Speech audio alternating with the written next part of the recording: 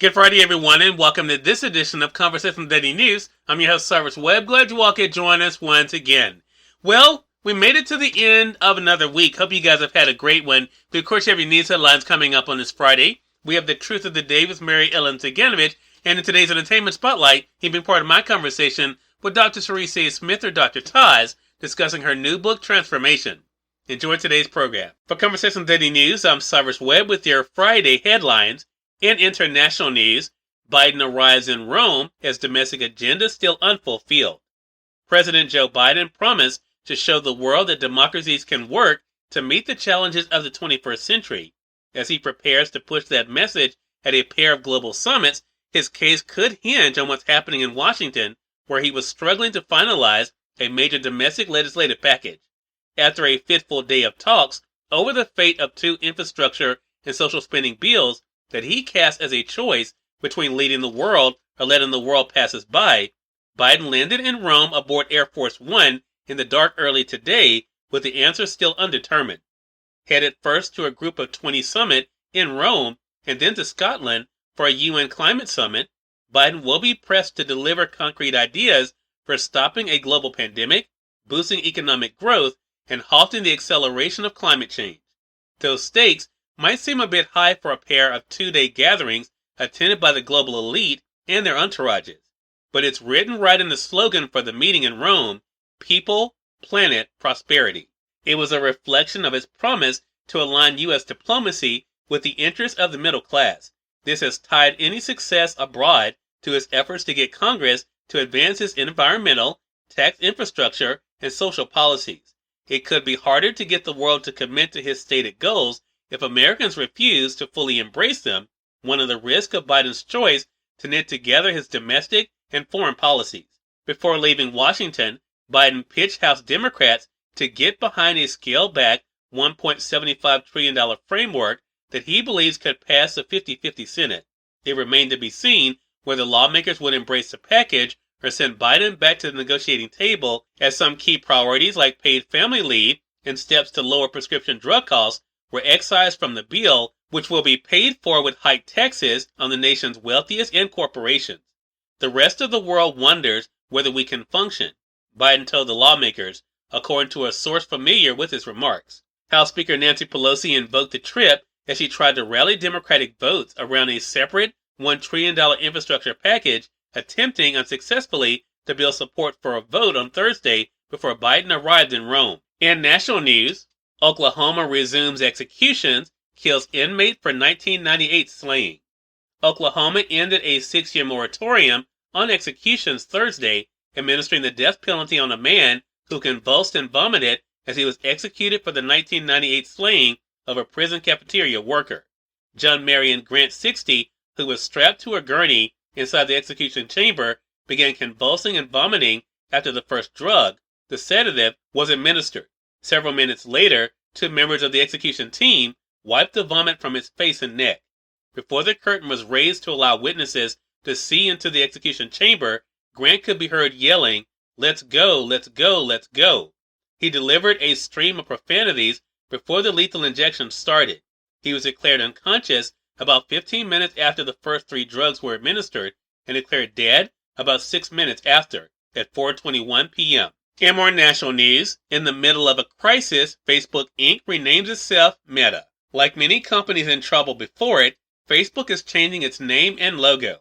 Facebook Inc. is now called Meta Platforms Inc., or Meta for short, to reflect what Mark Zuckerberg said Thursday is his commitment to developing the new surround yourself technology known as the metaverse. But the social network itself will still be called Facebook. Also unchanged, at least for now, are its chief executive and senior leadership, its corporate structure, and the crisis that has enveloped the company. And finally, in business news, Amazon stumbles on slower sales growth, higher labor costs. Amazon isn't just grappling with the easing of pandemic-induced shopping splurges. The online retail behemoth is also contending with surging costs as it navigates a snared supply chain and labor shortages. Those challenges resulted in Amazon reporting a shortfall Thursday in third-quarter profits and sales. It also led the Seattle-based company to deliver a holiday sales forecast that was below Wall Street expectations. The issues are the latest twist that Amazon has had to confront since the beginning of the pandemic in the spring of 2020.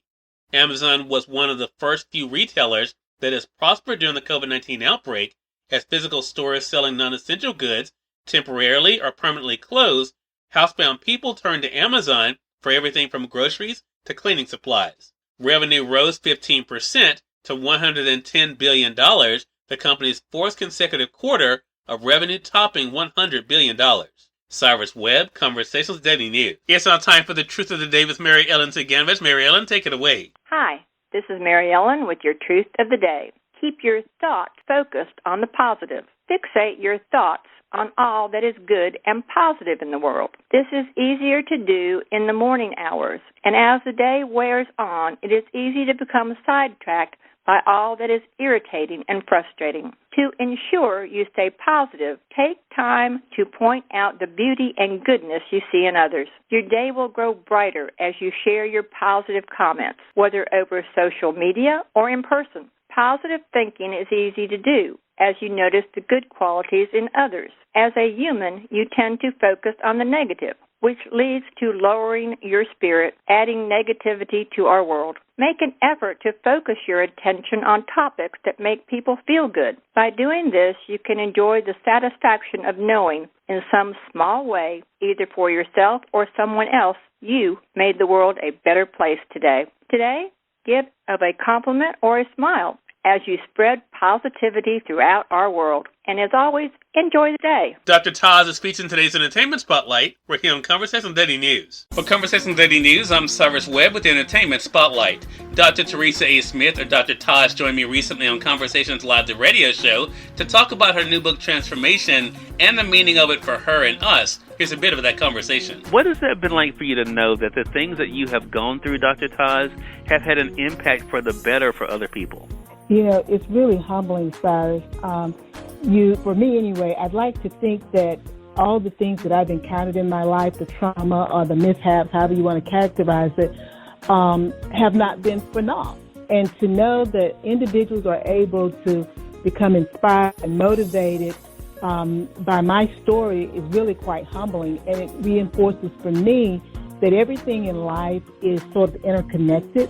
And each person really does impact someone else's life, whether you know that person intimately or it's someone that you know in general or through other individuals. You say in the introduction of the new book, Transformation, and for those who are joining us, but you say in the introduction of the book, for those who have the print edition, Dr. Taz, on page 1, long-lasting change calls for more than just good intention. When did you realize to truly transform, it really was a holistic approach that had to be taken?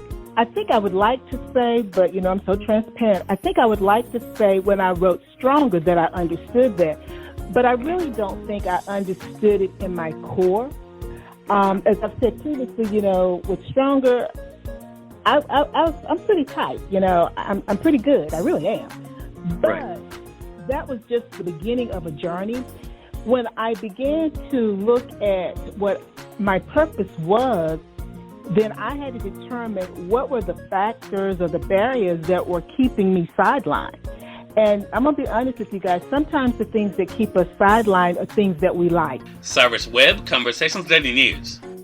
We thank you all for tuning in to this edition of Conversations Daily News. We'll have you guys on Monday with more news, Truth of the Day with Mary Ellen CIganovich, and of course your Entertainment Spotlight. Until then, I'm your host, Cyrus Webb, saying as always, enjoy your day, enjoy your life, enjoy your world. Thank you all for choosing Conversations Daily News today. Let's make it a great one.